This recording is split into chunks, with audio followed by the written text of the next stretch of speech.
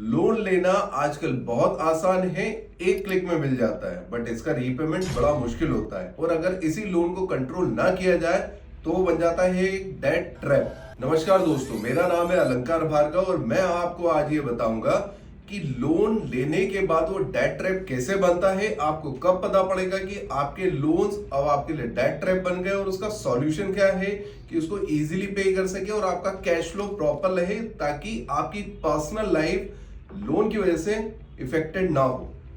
इस वीडियो को लास्ट तक जरूर देखें, इसमें मैं आपको बहुत सारी पावरफुल टिप्स देने वाला हूं। तो पहले आप लोन के डेट ट्रैप में फंसते कैसे हैं। Point number 1, over spending. आप जरूरत से ज्यादा स्पेंड करते हैं क्योंकि आप जो क्रेडिट कार्ड या डेबिट कार्ड यूज करते हैं, जब भी वो ट्रांजेक्शन करते हैं तो आपको ये पता नहीं होता है कि आपकी करंट आउटस्टैंडिंग क्या है। आपकी सिर्फ उस ट्रैप में यूज किया हुआ पैसा आता है, आपको पता ही नहीं होता है कि आप कितना खर्चा कर रहे हो और आपके पास क्या बैलेंस बचा है। सेकेंड मेन रीजन है इमरजेंसी के लिए रिजर्व फंड ना होना। एज ए बिजनेसमैन या एज ए सैलरीड आपको अपनी लाइफ में एक इमरजेंसी रिजर्व फंड होना चाहिए जो लिक्विड फॉर्म में होना चाहिए, ना कि कोई म्यूचुअल फंड या property investment. Liquid means hard cash in your bank account, may be FD, but emergency fund market invested नहीं होना चाहिए। इसका नेक्स्ट रीजन है क्रेडिट कार्ड का गलत यूज होना।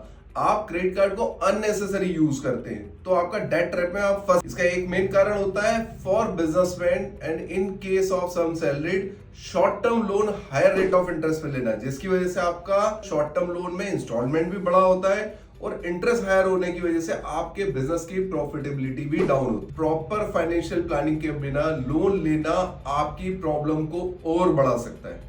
अभी तक तो ये समझा कि आपके रीजन क्या हो सकते हैं कि आप डेट ट्रैप में फंस रहे हैं, बट आपको कैसे पता पड़ेगा कि आप डेट ट्रैप में फंस चुके हैं या लोन के एक जंजाल में फंस चुके हैं। इसका सबसे पहला सिग्नेचर होता है मिनिमम पेमेंट करना। आप अगर अपने क्रेडिट कार्ड के ड्यूज के मिनिमम पेमेंट कर रहे हैं तो कहीं ना कहीं आप डेट ट्रैप में फंस चुके हैं, आपकी रीपेमेंट कैपेसिटी डाउन हो चुकी है। So it's alarm for you. आपकी सैलरी का 40% से ज्यादा का ईएमआई पे करना भी आपके लिए एक अलार्मिंग होता है। आपकी जो मंथली सैलरी है उससे अगर आपका 40% से ज्यादा का ईएमआई आप पे कर रहे हैं तो कहीं ना कहीं आप ओवर लिवरेज है। बैंक आपको परमिट करता है कि आप सैलरी का 70% तक का ईएमआई बियर कर सकते हैं, बट डेट ट्रैप में ना फंसने के लिए अपनी मंथली इनकम का 40% से ज्यादा के ईएमआई के लोन ना लें, वो शॉर्ट टर्म हो या लॉन्ग टर्म। एक और मोस्ट इंपॉर्टेंट पॉइंट है लोन पे करने के लिए नया लोन लेना। ये सबसे बड़ा अलार्मिंग है डेट ट्रैप का। आपने क्रेडिट कार्ड का आउटस्टैंडिंग है, उसको पे करने के लिए आपने पर्सनल लोन ले लिया, पर्सनल लोन को पे करने के लिए आपने होम लोन पर टॉप अप ले लिया, तो ये भी एक तरह का डेट ट्रैप है कि आप कहीं ना कहीं लोन के जंजाल में फंस चुके हैं। अब अगर आपने अपने आप को एनालाइज कर लिया है कि आप डेट ट्रैप में फंस चुके हैं तो उससे बाहर कैसे निकलना, उस पर एनालिसिस करते हैं। आपको सबसे पहले फोकस करना है आपके हायर रेट ऑफ इंटरेस्ट के रनिंग लोन्स को पे करने के लिए। जैसे अगर आपने क्रेडिट कार्ड के मिनिमम ड्यूज के अलावा उस अमाउंट को एक्सटेंड कर लिया तो उस पर higher rate of interest charge हो रहा होगा जो लगभग 36% हो सकता है।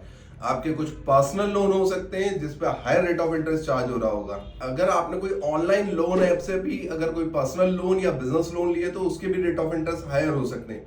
तो पहला focus short term higher rate of interest के लोन को रीपे करना। उसके बाद आपको फोकस करना चाहिए जो आपके छोटे छोटे लोन हैं जिसकी ईएमआई बड़ी है, जो जल्दी बंद होने वाले हैं, उनको जल्दी से पे करके अपने कैश फ्लो को फ्री करना, ताकि आपकी अदर ईएमआई बाउंस ना हो। कुछ हद तक अगर आपकी पेमेंट कैपेसिटी नहीं बन पा रही है तो अपने लोन को रीशेड्यूल भी कर सकते हैं, बट ये एक नेगेटिव इंपैक्ट भी डालता है। बट अगर डिफॉल्ट से बचना है तो कुछ हद तक रीशेड्यूल भी किया जा सकता है। अगर आपके short term loan higher rate of interest पे चल रहे हैं तो गोल्ड या सिक्योरिटी के अगेंस्ट में लोअर रेट ऑफ इंटरेस्ट के लोन लेके आप हायर रेट ऑफ इंटरेस्ट के लोन पे कर दें, आपका कैश फ्लो भी बचेगा, इंटरेस्ट भी बचेगा। या फिर आप एक प्रॉपर्टी के सिक्योर्ड लोन के अगेंस्ट में एडिशनल टॉप अप लेके अपने हायर रेट ऑफ इंटरेस्ट के लोन पे कर दें।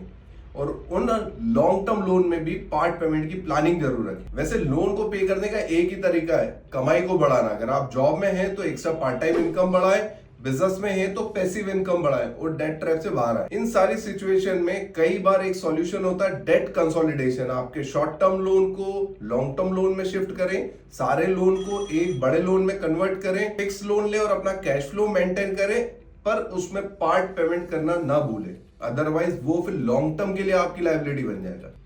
एक प्लान बनाइए और धीरे धीरे लोन के बर्डन से बाहर आइए। लोन लेना नेगेटिव नहीं है अगर वो आपको ग्रोथ दे रहा है, बट अगर वो लाइफ स्टाइल या एक्सपेंडिचर में जा रहा है तो इट्स बर्डन।